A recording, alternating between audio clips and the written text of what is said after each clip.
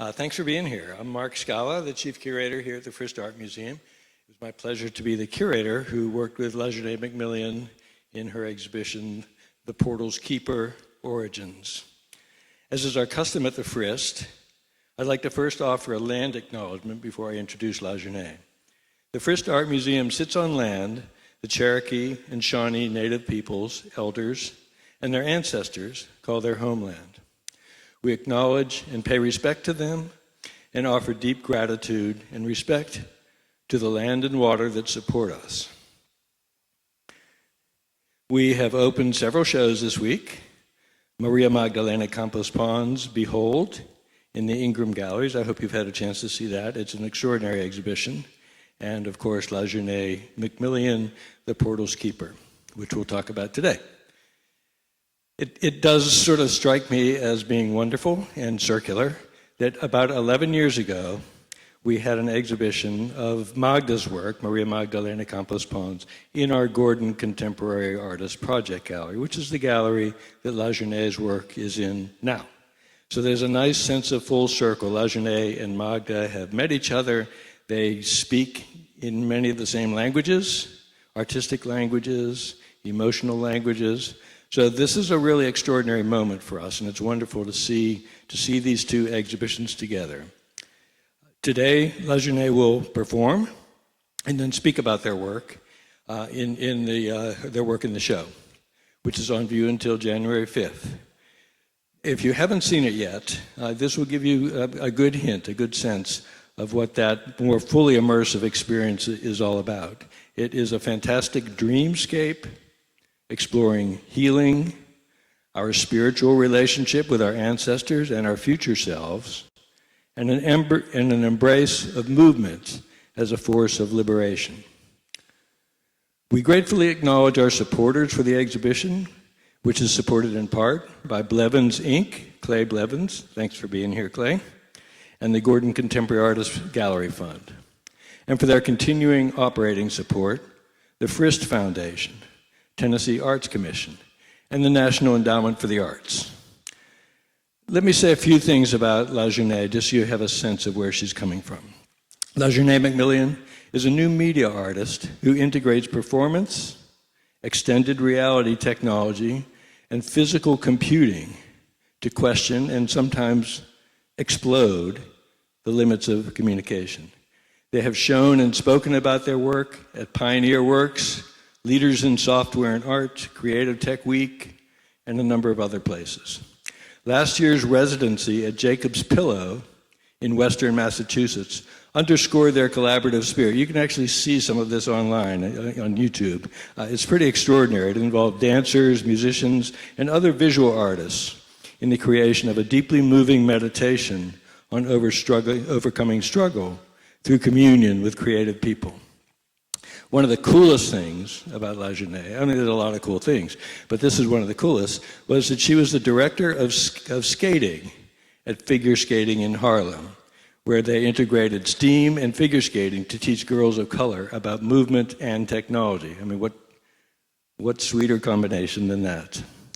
They've continued their research on blackness, movement, and technology during residencies at I-Beam, Pioneer Works, Barbarian Group, and Barnard College.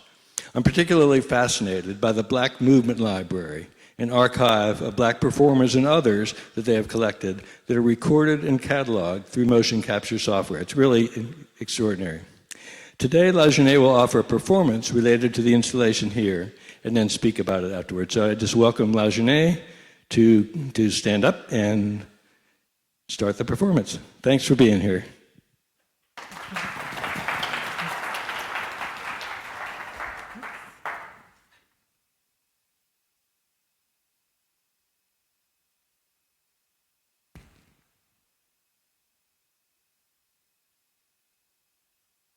Thank you.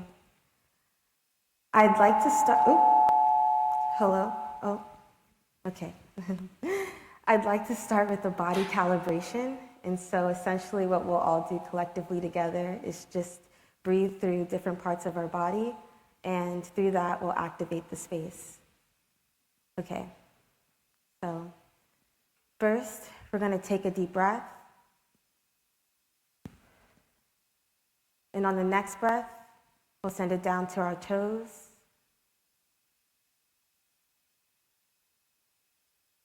Next, we'll send it to the balls of our feet.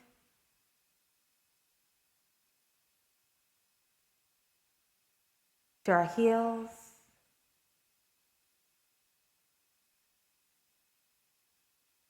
Our ankles.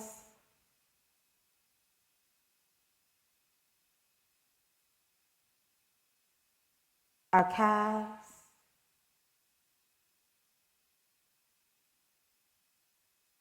Our thighs.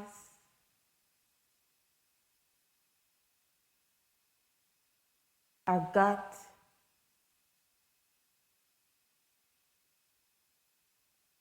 Our upper back. Our neck.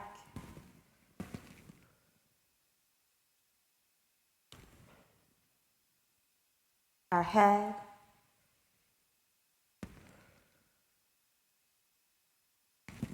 Our arms.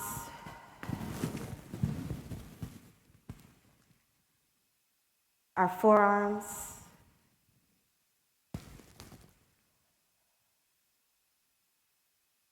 Our fingertips, all the way to our hands, to our hearts,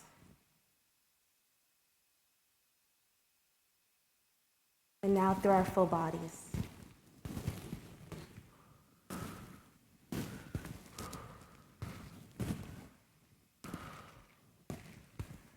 Now we'll come back. Thank you.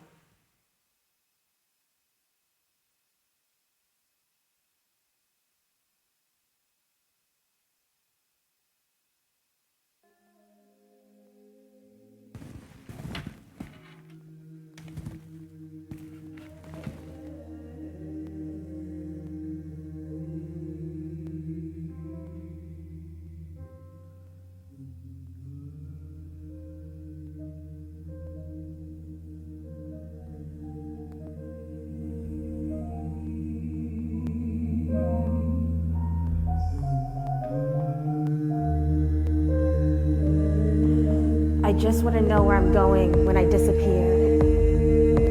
I want to know where my voice travels when it is silenced. And I want to dive into the space my mind occupies when I dissociate. I want to understand how my body is still here when everything else is forced elsewhere. I just want to know where I'm going when I disappear. Maybe to somewhere holy, and maybe to somewhere kind, uplifting, open. Maybe to somewhere nourishing. Maybe to somewhere I am free. I've lived my entire life at the end of the world, in between night and day, in between this world and the next, in between.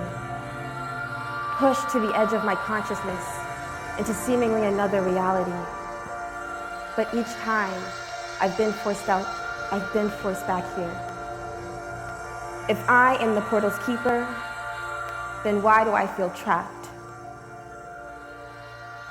For so long I've wanted to transition, to escape, to rest, to dive into a place I just don't know I can manifest into my reality as it is now. I've never loved this body.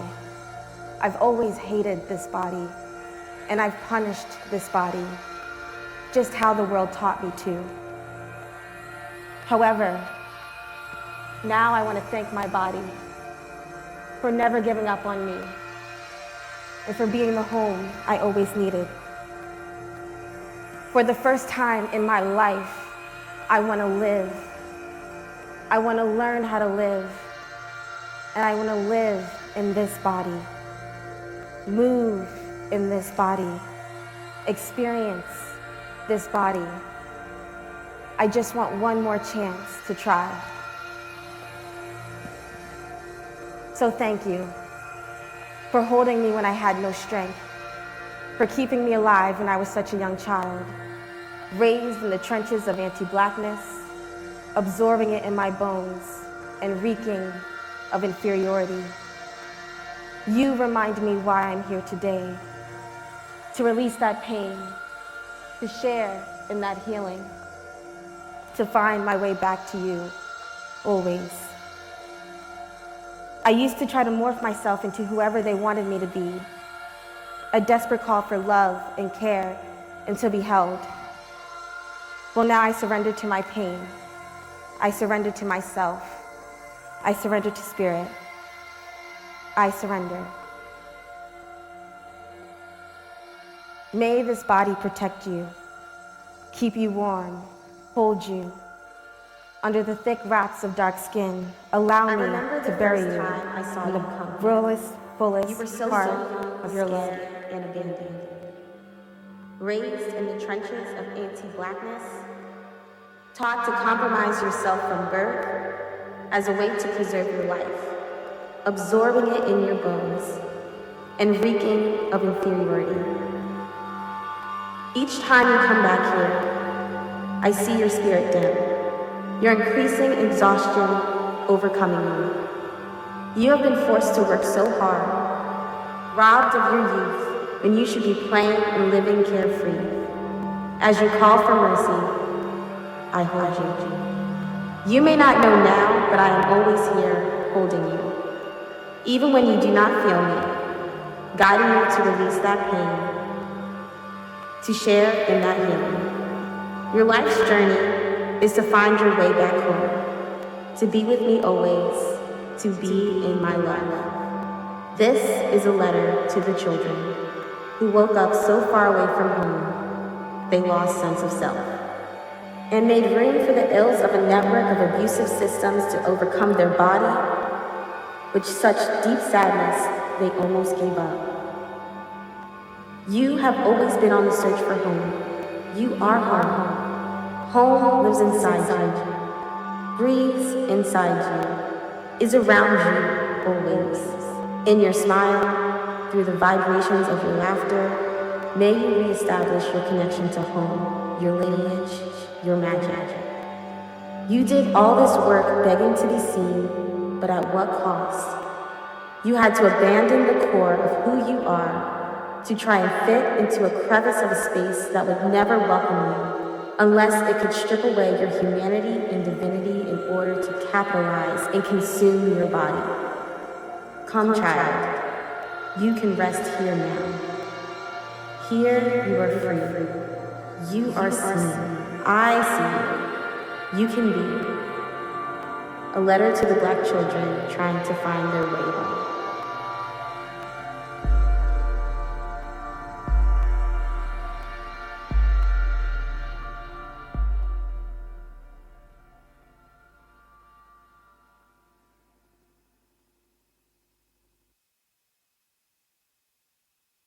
I apologize to the Black children we left behind, who we left unprotected, neglected, and forgotten, who we forced to carry the weight of the world that would never reciprocate, who we set up to fail, and who we blamed for that failure, who we exposed, exploited, and abandoned. May I use this moment to reflect on the ways that I have participated in the harming of our children. And may I transmute any guilt I feel into action to show up for the forgotten children. I will work each day to make sure they are remembered, cared for, and loved. What prayers do you have for the world, for the children, and for yourself? What would your world look like without fear? How would your body look? How would your body move through space if you had no shame? Outside of space, outside of time, outside of constraints.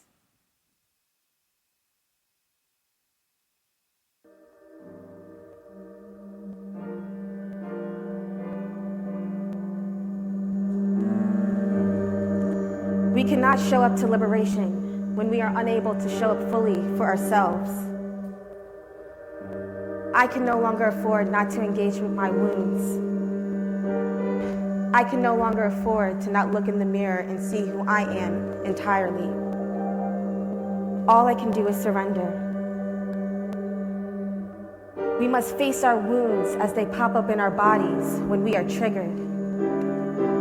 When it makes the hairs on our backs rise up and ask us, are you ready to truly heal me yet? Or will you allow me to lie dormant again? To truly end the cycle of harmful trauma, we must be willing to dive deep into it and trust that our guides are waiting there on the other side. Transformation can be a painful experience. I know this as a lifelong learner. I know this as a lifelong worker. When we first engage in any new thing, we are bound to fall and scrape our knees. But we should welcome that failure like an old friend that sits down with us and asks us, are you ready to truly heal me yet? Or will you allow me to lie dormant again?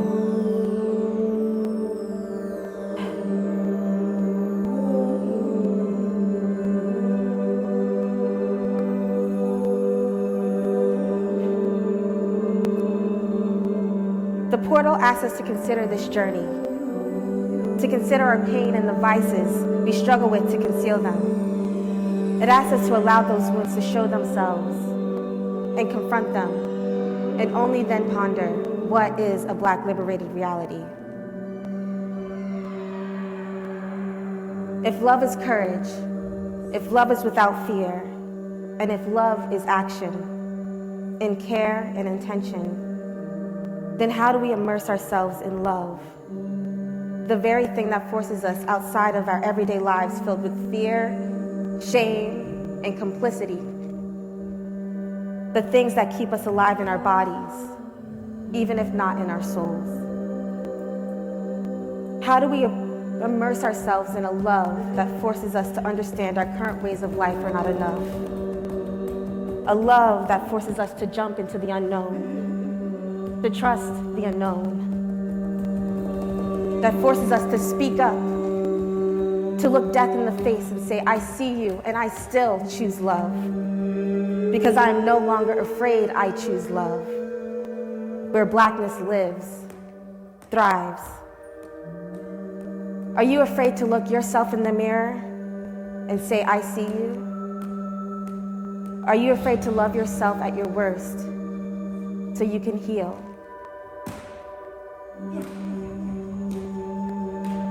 This is a letter to my younger self, the self that often felt unheard, unseen, unwanted, unloved, at the thought of no one person or entity, but a complex web that seeks to degrade, extract from, hurt, and hate Black children.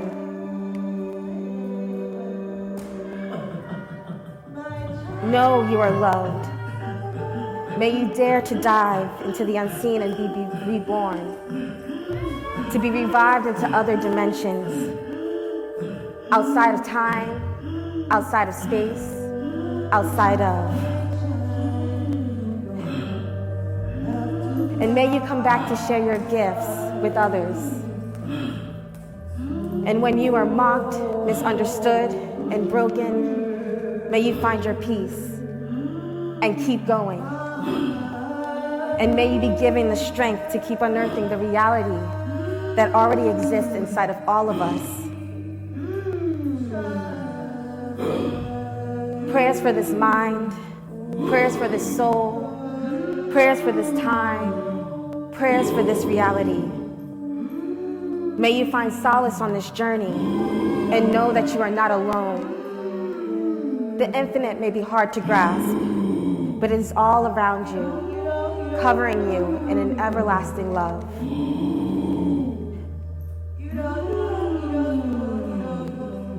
May I heal the trauma passed down to me through generations, and may I heal the pain and suffering of those who came before me. May I break the patterns of self-harm and harm I pass on to others knowingly and unknowingly. May I learn to love. May I feel love, for I am love. I am abundance. I am worthy. and I am whole. And may I reject any force that tries to make me do, feel, or be otherwise.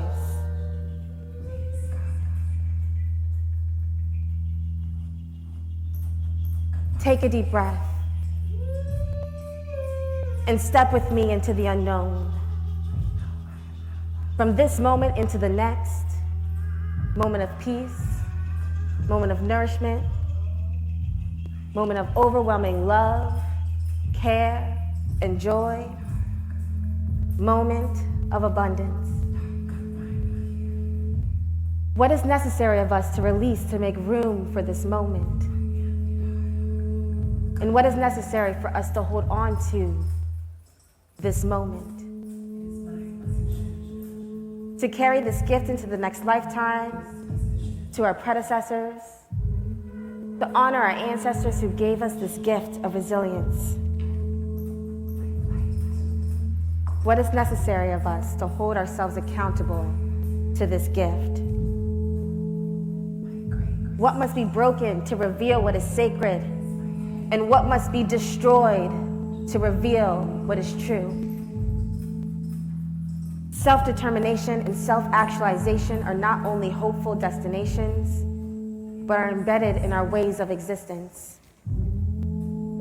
So take a step with me and commit to the unknown, the unseen, and let us leave behind anything that does not serve that purpose. For in the morning time, we will rise up again. So may we be grateful for our breath, for our lives, for our bodies, for each other. For we are the portal's keepers. We must protect our dreams, for they are real. They are enough. They are enough. May we release our fear and step into courage. May we release our uncertainty and step into confidence. We are enough. We are whole. We are worthy.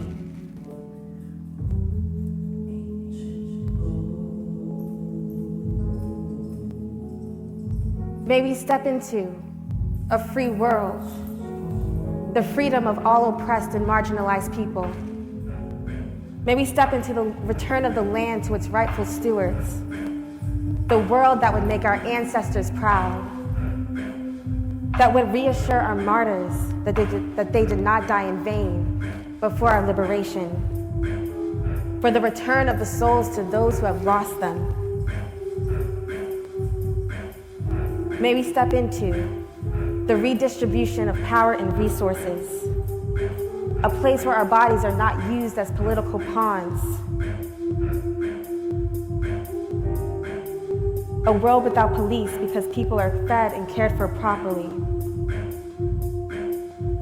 May we step into a world outside of settler colonialism and racial capitalism, a world without genocide masquerading as war, a world that doesn't silence us in the name of peace, a world that is sustainable, and a world that graces children with life, with space to play, to grow, to learn, to love, to heal, to see, that doesn't murder them,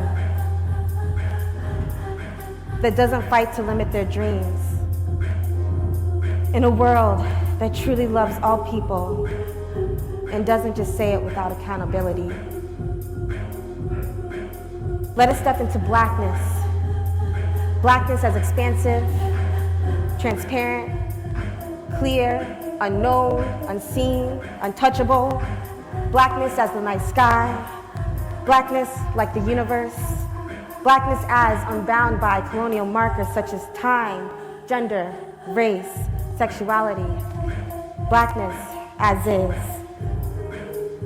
A Black liberated reality is a liberated reality for all people, truly. Open your heart and allow love to flow through you. Allow it to move you to act. Allow it to move you to grow. And remove any delusions that tell you to do or be otherwise.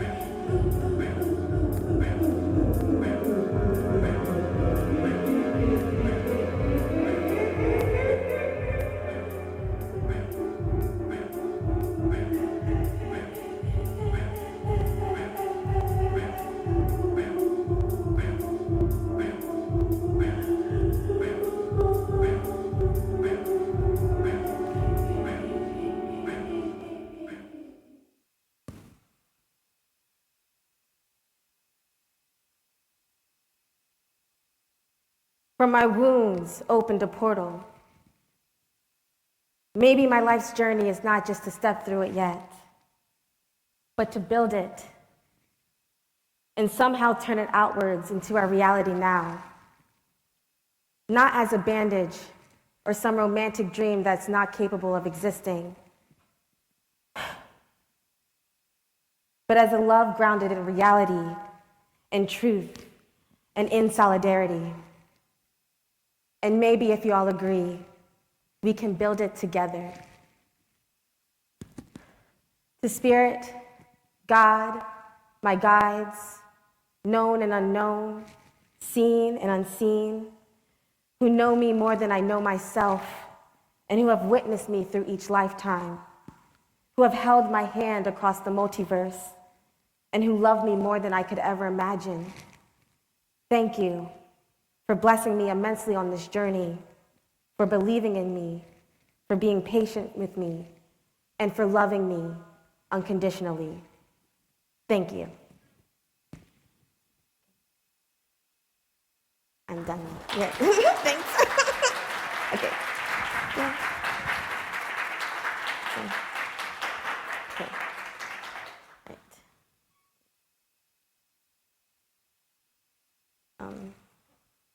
Okay. I don't know what to do. Okay. Just finally just put my chair.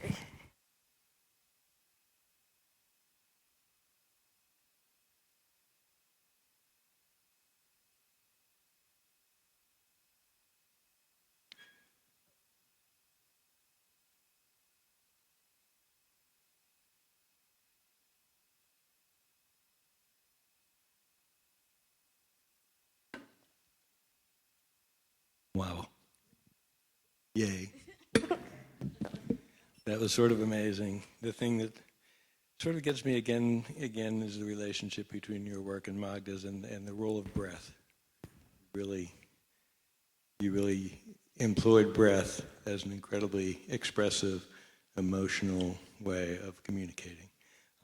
But you really don't want to hear from me. I'd love to hear from you, LaJuné, about your journey, how you got to where you are, and sort of your hopes for the work, and just what's going on in your life, in your world. Why don't you share that with us? Yeah, I have a. Okay. Yeah, so basically, I started working in new media art about 10 years ago as a student. I basically learned about digital media and that you could actually make art with technology while I was in school. And so, yeah, like my whole world expanded from that point, from that moment. And then from there, I didn't graduate from school because of like financial aid issues, but it forced me to become an artist because I feel like I would have just got a job if I actually So either way, I became an artist, and that's actually when I pivoted back to my skating background and became a director of a skating program. But then a year in of doing that work, I realized that I needed to reconnect my passion for technology into my practice as well. So I got my first artist residency, and that's when I started working on what is now called the Black Movement Library. I was interested originally in creating tools and software that centered Blackness and Black people, our bodies, and how we move through space, and also how we're seen in digital space too. It started out as just a database of movement, but then I realized that a lot of existing ways of categorizing and collecting movement data was actually very dehumanizing. Just to put a list of people's movements and then to erase their name and call them subjects, I found that to be very dehumanizing for any body, not just Black people. And then also, I realized that there wasn't this way for categorizing all of the messiness of what it means to be human, to basically archive our stories, our histories, alongside with our movement. And so I decided to expand the database idea and the tools idea into a library, because libraries can embody so many different elements. They embody community, they embody, yes, archives, but then they also allow us space to do so many other different things. One thing that I love about libraries is that you don't necessarily have to read when you go to one. You can just be there and you still belong there. So yeah, from there I decided to start hosting a lot of different events, conversations, workshops around tool making, and also around like critical conversations around technology and how we use them in our everyday lives, but then also how we can push them or hack them using our own bodies to provide visuals or experiences that we want to see. So yeah, and then also through performances. So I showed a little bit up here, but I also have like a motion capture suit on right now. And so I do a lot of like live motion capture performances where a lot of the different archival aspects of the library start with the performance, and then they're archived into video works, and then also virtual reality experiences as well. So basically, I was working on the Black Movement Library since 2019, and some work came out of it called Movement Portraits, which premiered as a live motion capture experience projected on the Brooklyn Public Library. I got to create 5 abstract documentaries of my friends who are also amazing, amazing performers in their own right. And essentially how they work is that I am able to basically interview them, and then we take those interviews and we create these abstract soundscapes that they perform to. So it sort of is this blending of a traditional documentary with what I like to call abstracted documentary experiences. So I was doing a lot of that work, and I am also like kind of shy. So like whenever I do the work, like I would always just like sort of be on the side. I remembered like one of my coworkers who helped me like create the performance. She was like, okay, we're doing the performance, we have the stage here, and then we're just gonna put you and your computer in the middle. And I'm like, no, I don't wanna be in the middle, like put me on the side with like all the other like tech crew. And so I was on the tech side just sort of VJing and pressing different buttons, but I really enjoyed that. So coming up to now, I realized that one of the things I never want to do, and one of the issues that I find a lot with like traditional documentary is that if you like when you don't do that work on yourself, and when you don't actually center yourself, or when you're not fully embodied, that can oftentimes lead to you not seeing others for their whole humanity and for who they are. So yeah, like I was teaching. I also teach at a few different universities. But we did the whole like Marina Abramovic, the artist is present. So we had all the students sort of sit and stare at each other. And one of the comments that I got afterwards was like, oh, like I was so stressed, like I was so nervous, or like I was so self-conscious. And I was like, that's exactly it. Like that lack of embodiment, that lack of being able to fully sit there with yourself actually leads to you not being able to see who's in front of you, because you're so focused, you're so like focused on your anxiety. So doing the work of like documentary means that you have to fully do that work of releasing that anxiety and fear, because now once you're able to do that, you can finally see somebody else. You can witness them for who they are. So from there, I realized, oh my gosh, like I need to go back and do a lot of this work for myself. Like, what does a movement portrait look for me? How do I start to tell my story, my origin?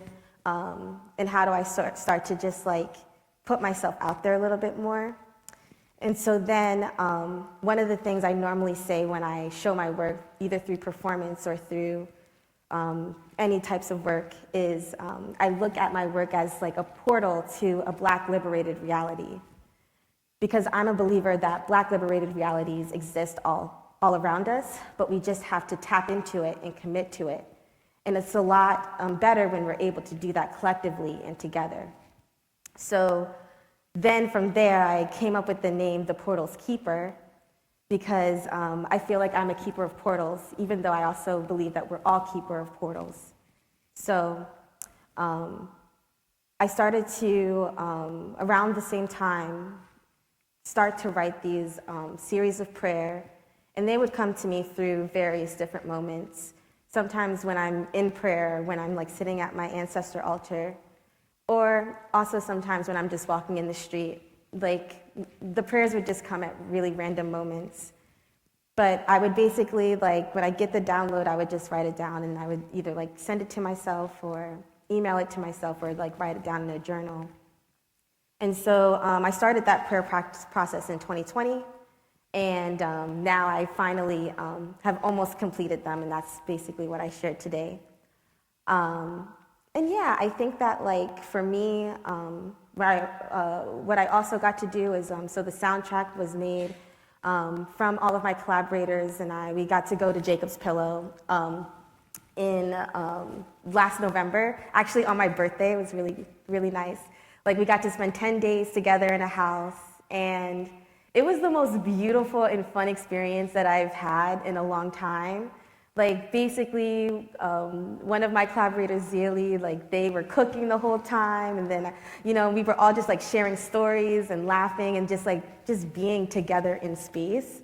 And then we took all of that, and when we went into the our rehearsal space, we were basically able to channel that through creating different musical scores. So I like to do a lot of music jams. I don't play any musical instruments, but my friends do, and they're really awesome at it, and they're awesome.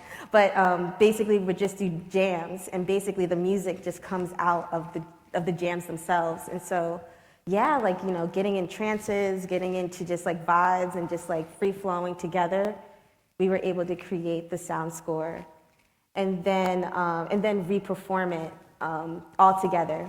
So my hopes for this piece actually are to keep the portion where it's like my prayers are being answered, but or I'm basically saying my prayers as a sort of solo piece, but I'm hoping to reintegrate all of my collaborators into the work, so it's all of us moving and saying what we believe a Black liberated reality is. So it'll be a more fuller, more like feature-long work. Yeah, and I'm just really, really grateful and happy to be here, and grateful to Mark and grateful to the Frist team, and I'll leave it there. Great. I had like 20 questions to ask you, and you've already answered them. I will say that I've been interested in the subject of the human body in art. I've done a number of shows on that subject, and sort of for me, the final frontier was the avatar, was the idea that the virtual body is kind of positioned in many people's minds as being sort of the next phase, but I don't really see that, you know, the idea of the post-human. And I don't see you as working necessarily with that notion. What I see is the use of motion capture and other softwares as a way of getting more deeply into your body, and the relationship between the human body, the physical body, and the virtual body is one of discovery. It's one of kind of opening up of possibilities. So it's a very exciting presentation. The Spirit to Child is the most moving, deeply powerful and spiritual recitation. So thank you for that. Why don't we just open the floor to questions? Should we do that?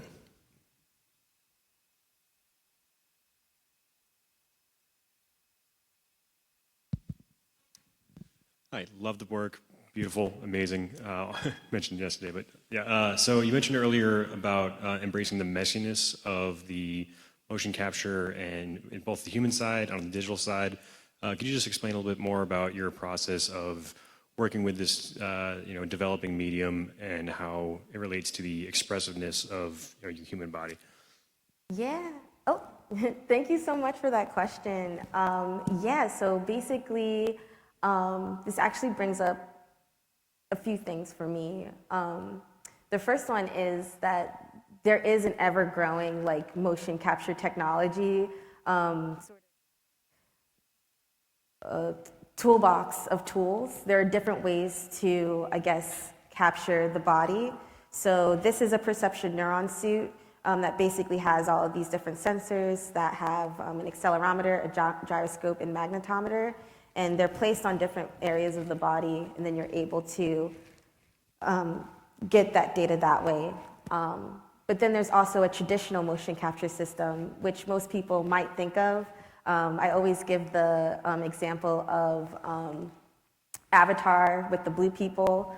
If you've ever seen that, and you've seen like the behind the scenes with like Zoe Saldana and like this motion capture suit, that's like a traditional way of getting motion capture data, and that requires like a camera, like different cameras that are surrounded in the studio that are able to see these reflective markers that are placed on your body in different areas. But then moving forward, there are different motion capture systems that are powered by machine learning or AI, and so essentially you can train a system to view a video, and then they can take that video of movements and turn it into motion capture data that you can then apply to characters. Motion capture in general is very messy. You know, as you can probably see from here, sometimes my body is like, it gets like contorted, or like it gets very like, my arm will get behind me, or like my leg gets somewhere weird. But I like to work with those glitches, or I guess like it excites me, like what the machine can't see, or what it can't pick up, or what it messes up. And I like to always say that because blackness can't be captured. So yeah, when I think about that, I'm like, wow, like that's I don't know, I find that really profound. And then it takes me to the ideas around language and how we talk about these technologies to begin with. So yes, it's called motion capture, but I like to call it motion witnessing, mainly because I don't, like I said, blackness can't be captured, but I don't believe that a machine will ever be able to perfectly see us or perfectly capture us in a way that it's saying that it should. And I also feel like the term capture is very violent. So I think that we need to sort of change our ways and our language around how we engage with these tools and these softwares. So yeah, I think that like once we change our language around these tools and we make it a more like humane way, we can then begin to use a lot of these tools and these systems to, I guess, not necessarily extract our data, but to hold our data in ways that are caring and loving. I'll stop there. I don't know if that answered your question, but yeah.